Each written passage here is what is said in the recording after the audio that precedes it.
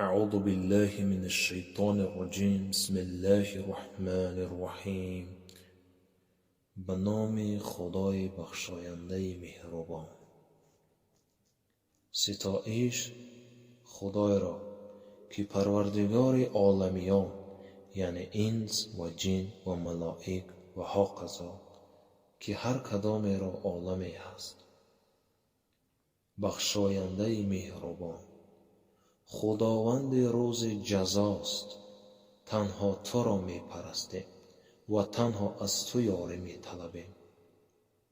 ما را به راه راست هدایت بنمای، راهی کسانی که بر آنها انعام کرده ای، یعنی پیامبران، صدیقان، شهیدان و صالحان، نه کسانی که بر آنها خشم گرفته شد، یعنی یهودیان، و نه گمراهان، یعنی نصرانیان.